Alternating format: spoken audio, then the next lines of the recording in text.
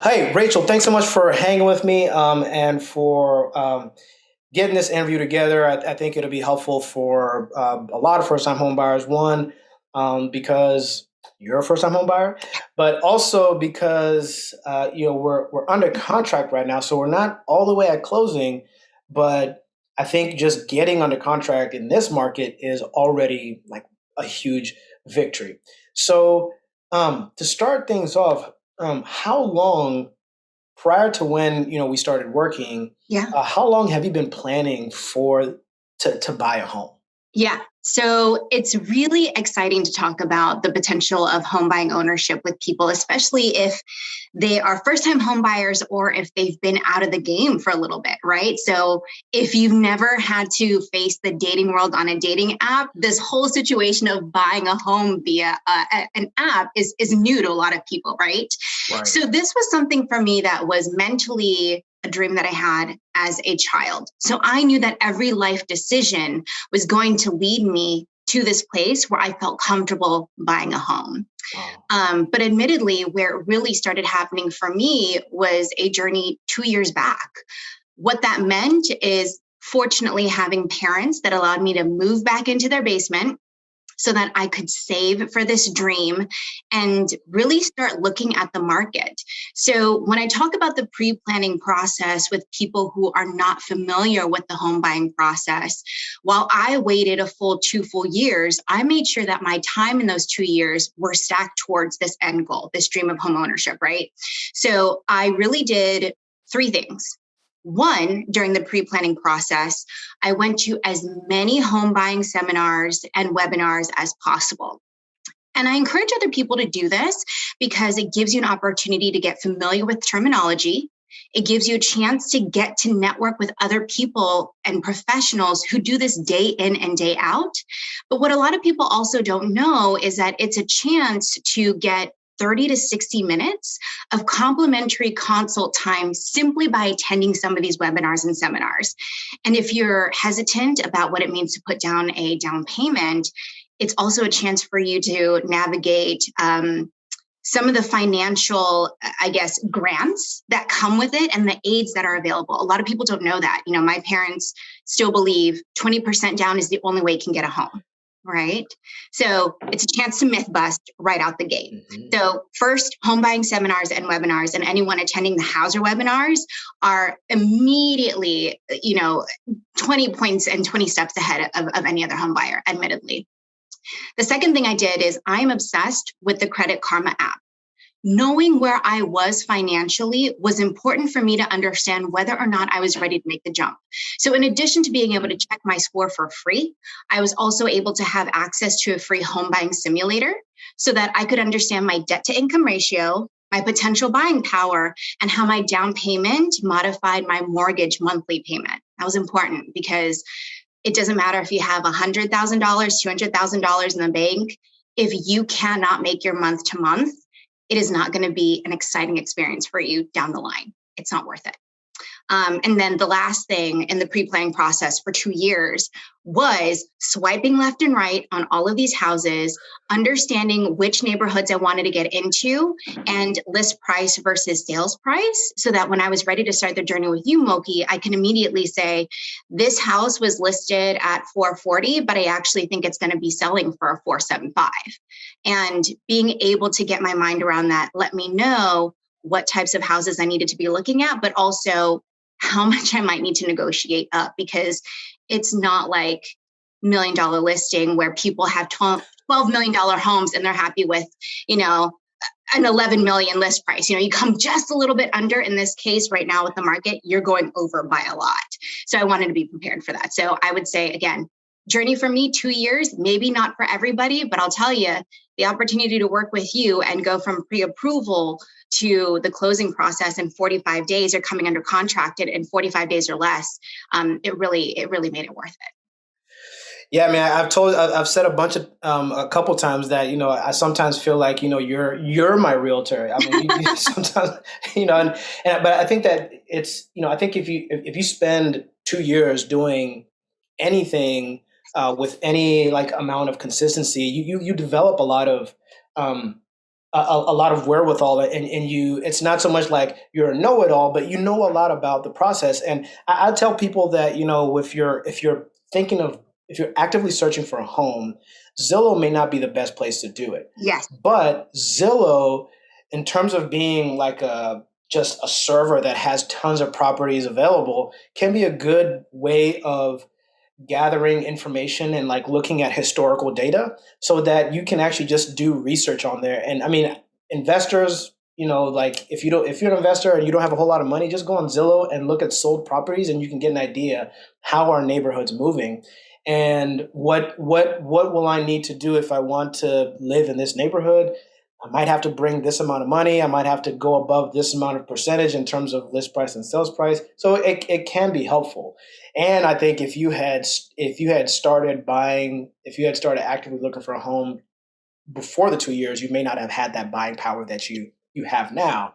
So talk about the buying power. I think one thing that you did that's not the most common is we started out looking at townhouses, and then actually, you actually decided to move a bit backwards and start looking at condos, or like two-level condos. Yeah. What made you, like, why did you make that? Most people usually, instead of going backwards, they just increase their sales price, right? What made you do the opposite? Yeah. So a couple of things. One, as I mentioned, I wanted to make sure that I was able to make my monthly payments all of the time. I don't want to purchase a home and someone takes that away from me. This is my pride and joy. This is potentially a legacy for me. And I think, Muoki, when you and I first started the consultation process, I said, this monthly payment is going to dictate so much from me. And when we got through, the buying potential, I think there's a couple things. One, I think what a lot of people don't know is where to start in the home buying process. And I think what you need to do when you first start, before you find a company you want to work with, or even a real estate agent, is to work through pre-qualifications and your pre-approvals, right? So that you understand how much could you potentially get approved for in terms of a lender and a loan. And Credit Karma can give you a lot of these simulators so that you understand that, which is why I loved it so much. But what I also knew is, based on my monthly payment, just because I was approved for something did not mean I needed to spend that much money. It is so important for people to be fiscally responsible.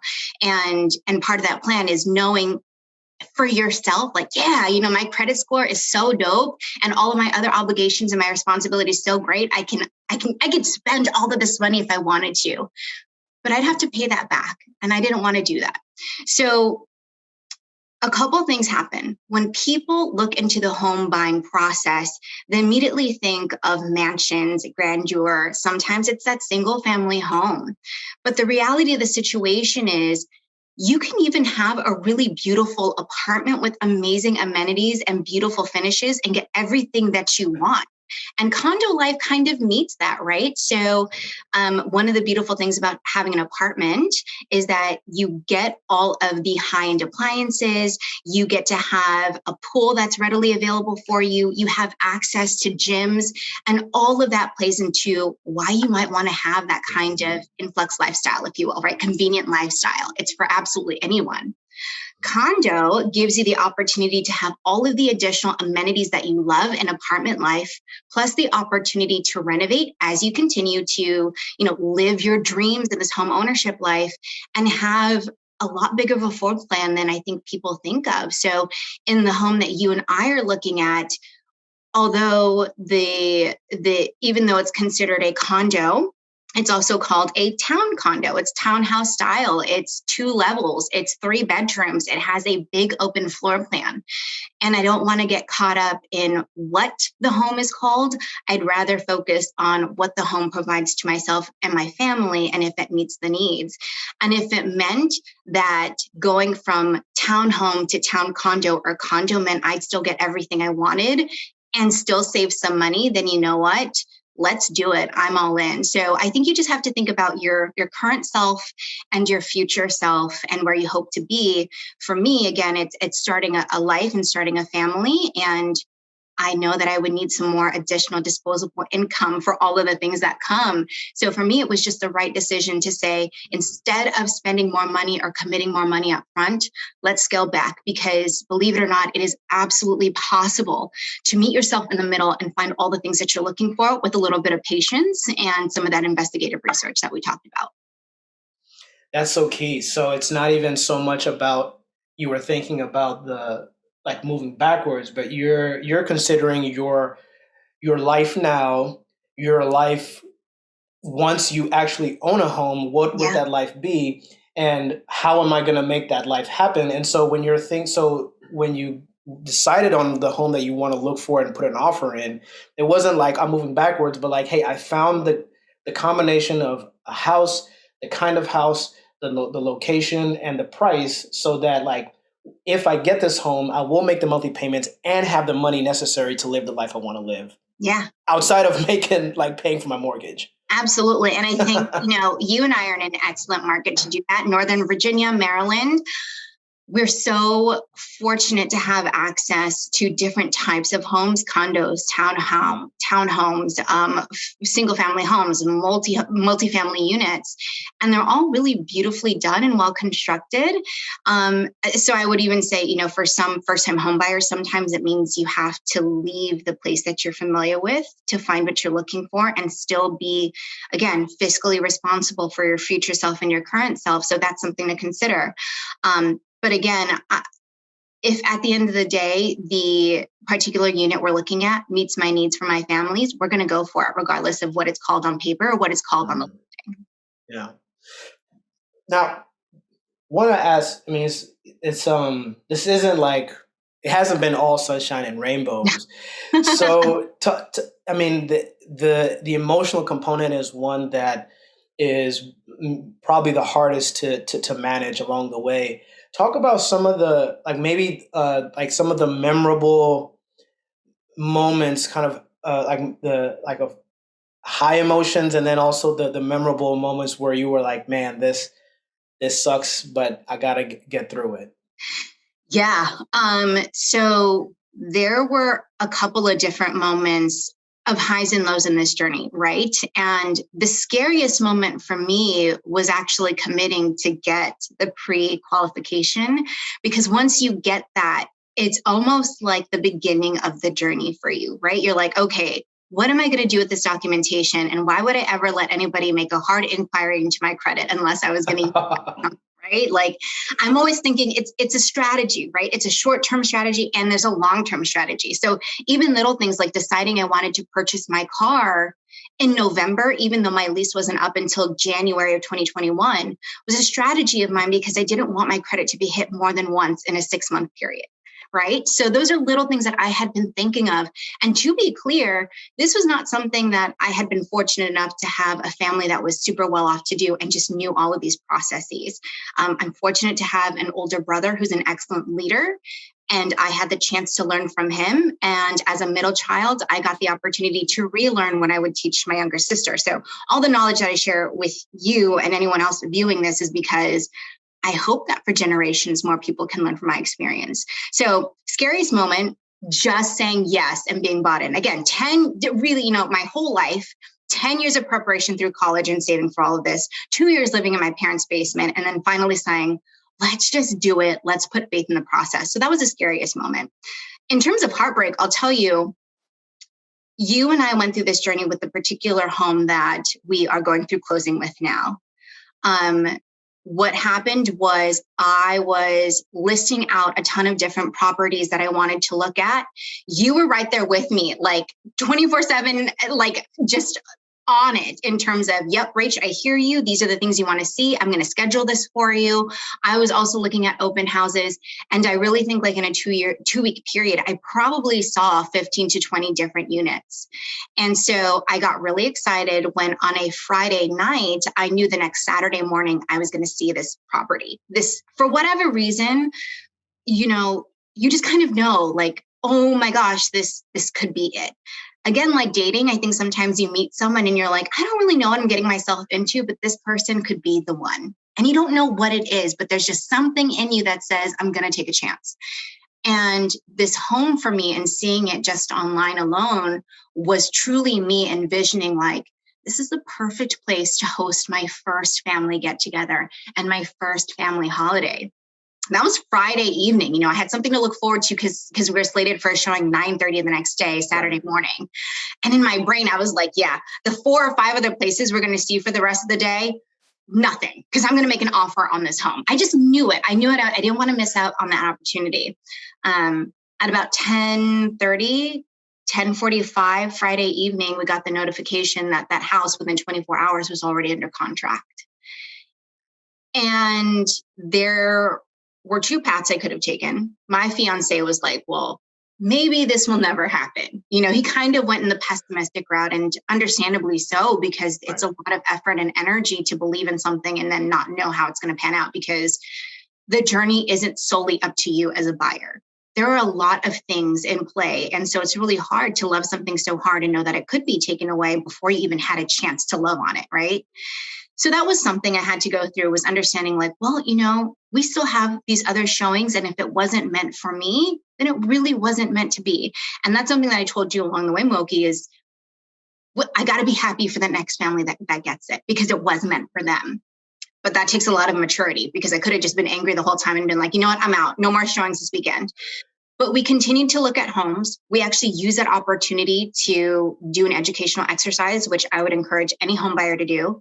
We looked at 3 properties, very similar layouts, similar neighborhoods, very different price points. There was a $30K swing between the lowest priced house and the one that was listed at much higher. And I knew that was going to sell significantly higher. So we went around in those 3 properties, and I used that time to get myself back into educational mode and understand why would there be such a pricing discrepancy between these different units. So it really was picking myself back up and just saying, this is just part of the journey, and kind of accepting like maybe it wasn't going to happen for me right now. And that's okay. It's okay if it gets overwhelming to say, let's take a pause, and I'm going to revisit this 2 weeks, 3 weeks, 3 months down the road, because there's no other way for you to learn than to just get into it. The high, however, was just a few days after finding out this property was under contract, getting a notification again at like 10:55 at night on a Tuesday. So just a few days after it went under contract, and finding out that it was back on market. That was an incredible high for me. I think I texted you and messaged you like right away that night saying like, I want a showing for the next day, because I'm not going to let this moment pass me by a second time. And so what I would say to all of you guys, like, number 1, get yourself on as many apps as possible, subscribe to all of the email notifications, pay attention when things are pinging, because if you're not sleeping anyway and you're like me, you're up like just being anxious or like doing work or whatever, that made all of the difference, because the ability to action on that, tell Muoki, I want to look at it, it's back on market.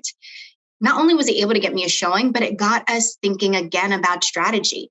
Why would this contract not have gone through? It's a beautiful property. How could we use this to our advantage? So sometimes giving other homes a second look that may not have sold very quickly is really worth it. But I would say that for me was a high. With the same property, I felt a really big low, losing it already. Again, like losing your first love, not being able to like meet someone that you fell in love with. Finding out like, oh, they're going to get married or whatever. And you're like, damn, I missed my shot. And they're like, just kidding, proposal off. And you're like, it's time for me to swoop in. And that was the high that I got with this particular home. And that's what made it, really worth just kind of hanging out. And I don't want to say that you need to be waiting in the wings for anybody, but I realized in that moment that maybe this was meant for me and not somebody else. Man, the way you talk about your experience, someone would think, man, this is like, this took a long time. But I think even though I think from the time we started working and then getting under contract was less than 3 weeks, I think. It was less than 3 weeks. It was, very fast. It was very fast. And I would say, a part of that was good luck, blessings, and fortune on both of our ends. And again, a lot of the due diligence that we put up front and before even getting the chance to reconnect with one another. But I do want to be realistic with other people and say that is not going to be everyone's journey, right? It can be a situation where you're working and looking for months on end, you can decide that maybe now isn't the time, and you revisit it in another month or two or year or whatever the case might be. So the only thing that I can tell you is to keep in mind a saying that my fiance's mom always says to him. So my future mother-in-law always says, if it was written in the cards and it was meant for you, no one can take that away from you. And so you just have to keep going through it and know that there is always a home for you, and it has to align in the stars. If it wasn't meant to be, think of it as an opportunity, because you're not missing out on something great. You just haven't met the perfect one for you yet, and it's out there. It just takes some time and opportunity. Yeah, and I mean, when you talk, I've had, I've had buyers that have lost out on offers and lost out like really badly on offers. Not like badly, but the winning offer was just so much higher than what we were putting in. It's not their fault. It's just how the market works, Yep. And but the crazy thing is that when I think about the homes that my past clients closed on and the homes that they put offers into that they lost on, the home they closed on, I was, it's those are the ones where it's like, what, this actually makes a lot of sense, right? Yeah. So, I mean, think there was that one home that you said, man, I'm gonna get a second job just so I can put an offer to this house. Remember that one? We could talk yeah, about right. Yeah. Like, but then this one that you're in now makes a whole lot more sense, So it's that idea that and it's the hard thing is you don't know that until you're there, right? So you really have to. One, there's due diligence. There's also, I think, the luck. I think that's luck. I think is what is it? Someone says it's when opportunity meets preparation, right? Yep. So just have to be prepared and just trust the process. And so, thinking about the opportunity, so properties, getting a second chance is not typical in this market at all. No, so not at all. I remember I was telling you all the time, opportunity doesn't knock twice. So, you want to go ahead and do it, but this time it did. So what was kind of, how to talk about the process of working to craft a strong offer? Because that's the other hang up that people can have is, I got to waive this, I got to waive that. And then I'm not going to be protected. I'm going to be, kind of hanging out to dry, and I'm going to be exposed. So that's a fear, but the reality is that you have to put a strong offer in order to be competitive. Yep. So talk about how because we sat in that home for like 45 minutes we did. talking. So tell me about what was kind of, how are you approaching it? Yeah. So one thing that I think most anyone who is watching this, whether they're a first-time home buyer or not, one thing they probably know about the market is that you don't actually have at least 24 hours or a night to sleep on something and think about something. If you love it and you want to take a chance, whether it was meant for you or not, because that's part of it, right? Just saying like, well, I might let it go. They may not pick me, and that's the end because I put in my strongest offer, or, I don't have that much more room to negotiate. And so the hardest part for us is we did get a chance to look at that home. We sat there and I was like, today's the day. Today's the day I'm about to propose to the seller and say, like, I want this home forever. What does that mean? And that was really scary to say and know in my brain what that actually meant. What that meant for me was saying all of this money that I've saved up for however many years and all of my life experiences come down to this one moment. In theory, at least that's how I was thinking of it. So we basically needed to decide while we were in that home if we were going to make an offer. So one thing that you mentioned is coming up with this strong offer. As I mentioned to you before, I spent 2 years looking at the market and getting acclimated to the neighborhoods and looking at other properties in and around that area. I had known other homes that were on that street, what they looked like, how long they were in market, what made their value different in terms of features, square footage, upgrades. I had taken all of that into account. And so when Muoki and I first started talking about potential numbers, I knew that the list price that they were asking for was really low. Honestly, it really was low. And thank goodness for that, because it gave me the chance to look good for a first time offer and come up a little bit. So one of the strategies that Muoki and I had was over time, as he mentioned, I lowered my budget significantly. I mean, it was like nothing for me to say like, we got to start looking at homes whose list price is 50 under what we were pretty much looking for before, right? And I knew that I needed to look at list prices that were really low so I could negotiate up and know that I had a wiggle room to negotiate. So that was the first thing, was this price I knew was listed low. It would sell high, but I knew what my ceiling was going to be. So we came over asking in that regard by just a bit. And I knew that by running my simulators and doing some, Muoki and I were both like sitting on our phones, like doing some calculations, that I could still have a little bit of wiggle room for negotiations if it happened. But I still wanted to make a really good offer. So that was one thing. I came over asking by just a little bit. I knew that that would still give me an opportunity to negotiate if they wanted to come up with a counter offer. But I also knew what the ceiling prices were going to be like in that particular market. And I also had my ceiling, which was, when do I walk away? All of these things are playing in my brain.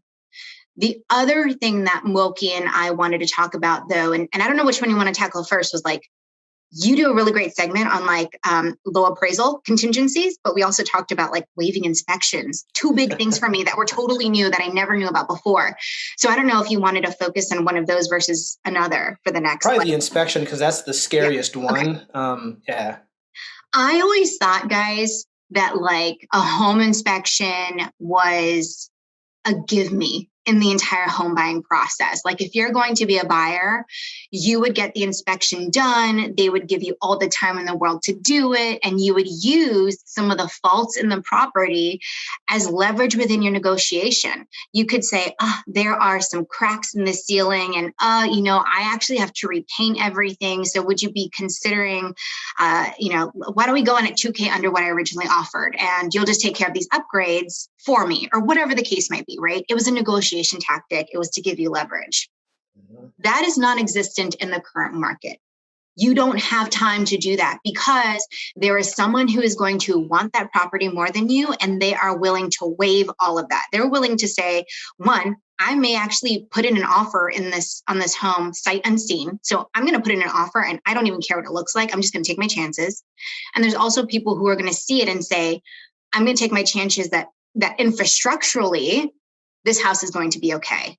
And know that in the back of my mind, I might have to spend $10,000, $15,000, $20,000 to fix it up in the next 3 to 6 months. Some people might financially be able to be in that position, but I knew I was practically giving up almost every penny that I had for this particular home, and that was not going to be an option for me.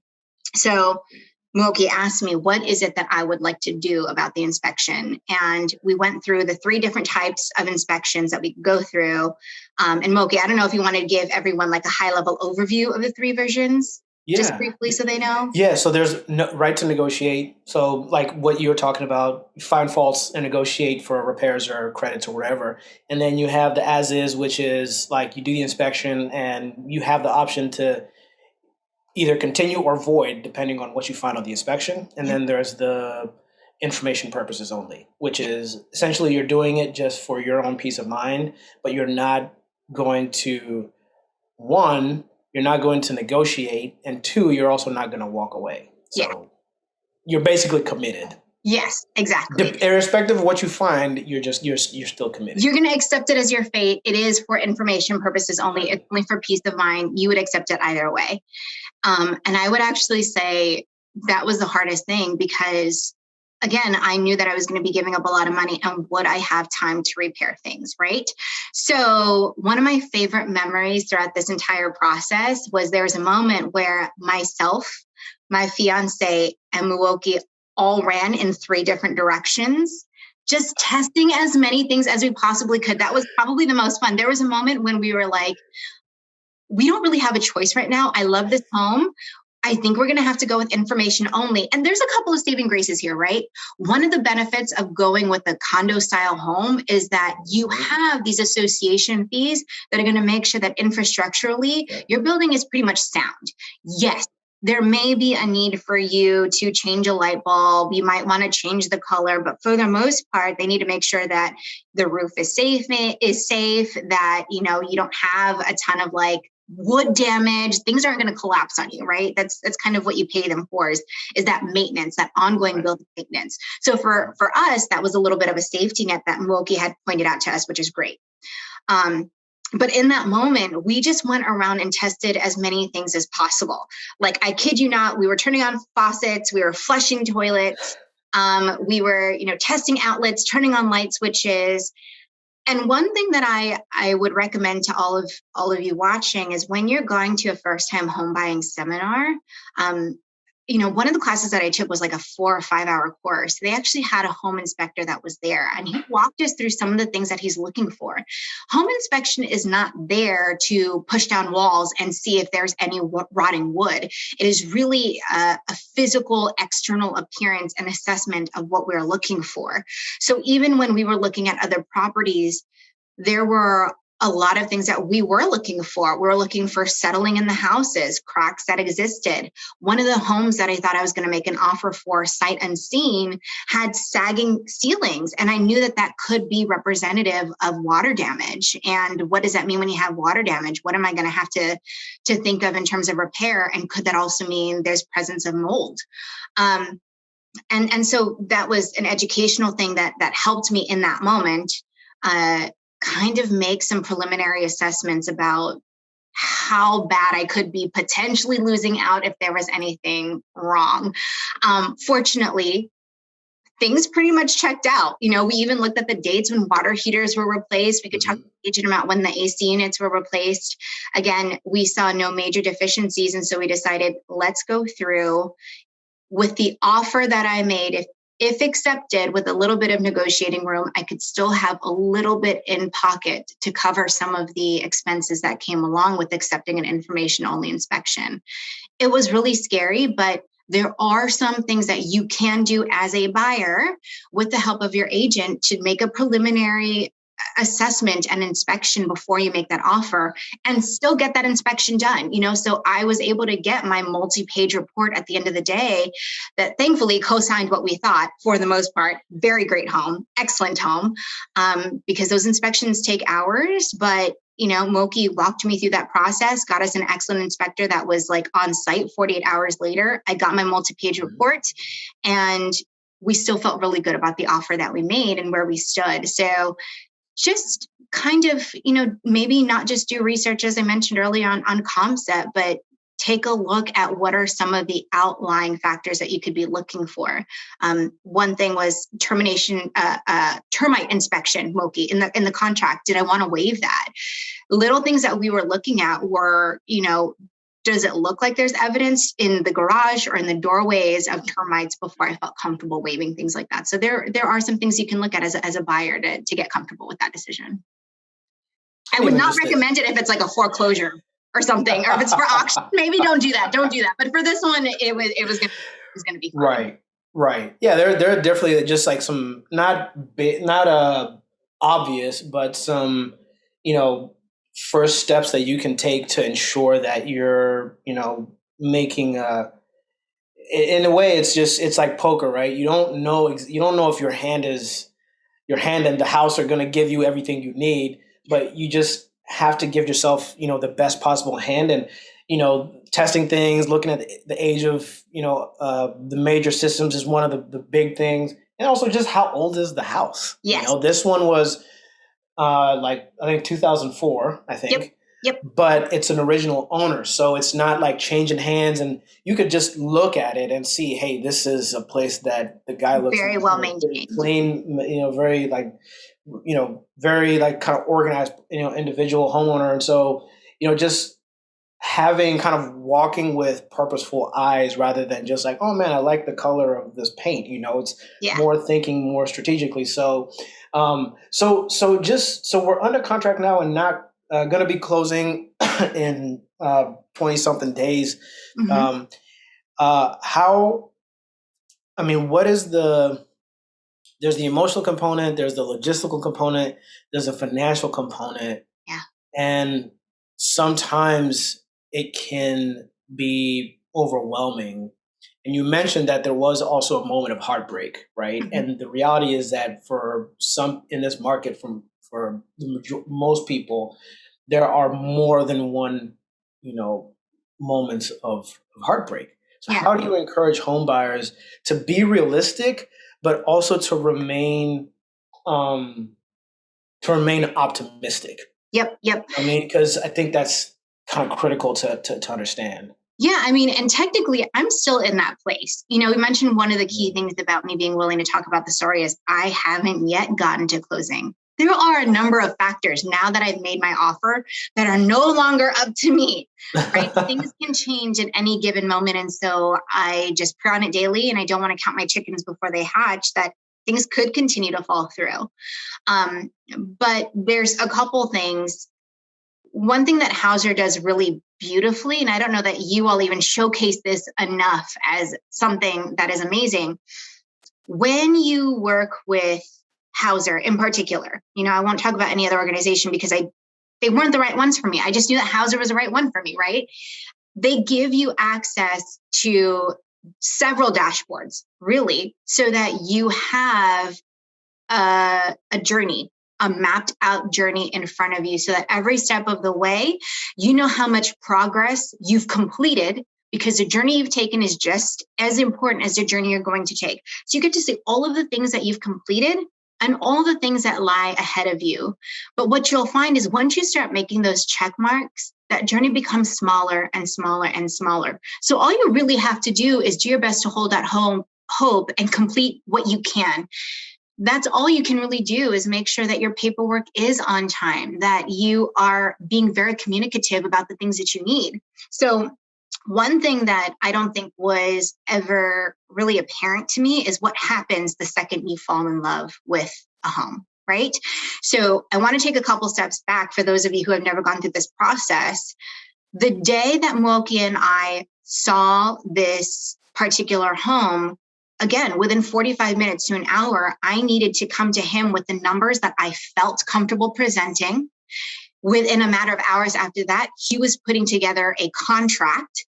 I was at Taco Tuesday at my aunt's house, writing a letter to the seller and reading all of his contracts and signing all of these contracts. And I'll say, even before this, one thing I loved about Muoki throughout this process is I said, I want access to simulators and I want to know what these contracts look like before we even put an offer on any house in the future.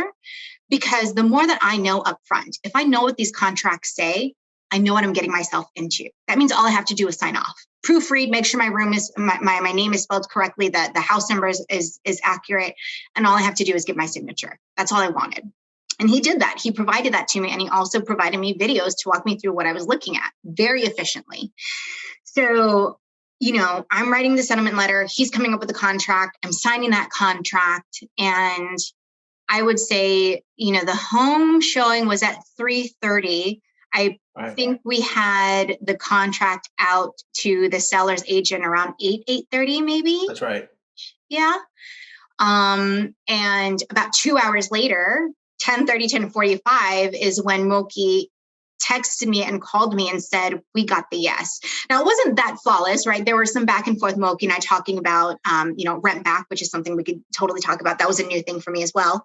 But we talked about all of these little negotiation things, but it was pretty fluid because he and I were pretty much lockstep through this. There's a lot of trust in our relationship that we were making the right decision. Not just for me, but really for both of us, and making it really easy and understanding the seller's perspective throughout it. So, 3:30, 7 hours later, we get the yes. And I'm like, oh, I didn't know it was going to be that fast. Like, that was kind of scary. So the first thing that I want you to know when you're reading the contract and you're paying attention, all of the timelines that they're giving you, unless otherwise stated, are calendar days. They're not business days. So if they're telling you, you have a 7-day turnaround time, it's 7 calendar days, not 7 business days. That's really important because you don't want to slack on the weekends if that's part of your 7-day period. So a couple of things happened. We got the yes from the seller. Within 48 hours, we had our as-is information-only inspection. That took a good hour and a half, 2 hours. expect that. It is so that we can get a very thorough investigation of the property. Again, it's going to be physical and external only, but it is very helpful. I knew that I needed to make an earnest money deposit. So I had a timeline to get that in. I needed to wire transfer this money. It is a sign of good faith to the seller that you intend to proceed. I also needed to put in an application for a mortgage approval, which is different than the pre-qualification and the pre-approvals that it takes for you to understand what your purchase power is. And one thing that Hauser does really well, I got in contact with the director of, oh gosh, what's Casey's title? I'm blanking on it. Director of lending. Okay, director of lending. So I worked with Casey through the pre-approval process and the pre-qualification process. So when it was his time to shine, I knew exactly what I was getting myself into. I was like, yo, this is Casey's turn. He and I are going to work together. He sent me documents so that it was really just kind of a sign off and an acceptance that he would be doing some shopping around on my behalf, and that we would come to an agreement together on the right lender for me based on rates and my own financial stability, all that stuff. And all of that happens within a 7-day period, if even, right? And so all I could do was keep up with that, get the documentation signed off on, make sure that I was making my deposits. Oh, homeowners insurance, that's part of the process. You want to make sure that you're applying for homeowners insurance because your mortgage company will want to see that you have that before they give you the sign off on the money that you're being approved for. But the great thing is, again, Hauser takes care of all of this in-house. So I was working with Muoki. Casey's also part of the Hauser team. I already built a relationship with him. Muoki had brought in the home inspector. The title company is at Hauser. So I knew that I was getting an entire team that was there to get me through the closing process. So 7 days, whirlwind of adventure. Be steady on your phone. They're going to keep up with you, keep up with them. It is absolutely possible. And again, you just take it step by step, because once those 7 days are up, you just have to write out the process until they're saying, here's your next challenge, here's your next scavenger hunt, Rachel. So that's where we are right now. I'm just kind of waiting through closing. And then this has been awesome. I think for me, I think I said this early when we started, is like, hey, just however fast you guys want to run, I'll be right there with you guys, so you just let me know how much information you want, how much you want to know, how much you want to see, whatever, like you let me know all of that and I'll be there with you. And you just said it right now is, they'll run with you, and you kind of got to, if we're running, my mentor, used to say, whenever we would get clients, he would say, we're looking forward to running together. And that really is kind of what it is. It's a process where people are running together. And like, even like, for example, when we were talking about the home inspection, right? I said, the first question was, what do you want to do? Because what would you do? I can't make these decisions, for you. All I can do is give you the information. But for me, I trusted that I give you information, also let you know that some people have waived inspections and found some, like later they closed on the home and, things didn't go as planned. And I could give you information and trust that, you're not gonna, kind of the okie doke is like, well, Moki, I don't think this is it, blah, blah, blah, blah. So there's like, I know that if I'm running with you, that you're running with me and we're running together, and there's a trust in the overall process from my end with you and from your end, with me. And that's my main encouragement is, this is my job. So, whatever you want to do, like I'm there. Then it's like from your end is, really just trusting the process, because at the end of the day, we went out of contract, and I remember when I called you to tell you that we closed, that you got accepted. It was very exciting for me, but I had to keep in mind, like this is like this is like happens one time for Rachel, right? This is like it's not like tomorrow then the next day I closed a couple leases with some other people, so I got to give them the congratulations thing, and so. I'm doing it like more than once, but for you, it's like one time, you know? So just want to encourage everyone that it's we're all running at this point, and in this market, you just got to run. But I try and make it easy and manageable for people, and I'm never gonna if you wanted to do a negotiation inspection, I would have done it. Yeah, You know, absolutely. it's because it's not my house, it's not my decision. It's for you, and I would put that offer in, and I would represent you the best I could, you know, Yeah. and advocate for you the best I could. Um, so that's really all I got. Do you have any last sign offs before we get out of here? I do. I want to say that under no circumstances did Hauser ask me to give any information about my process. I never thought that home ownership was going to be a possibility for me. Not at all. This was a pipe dream for myself and for my fiance.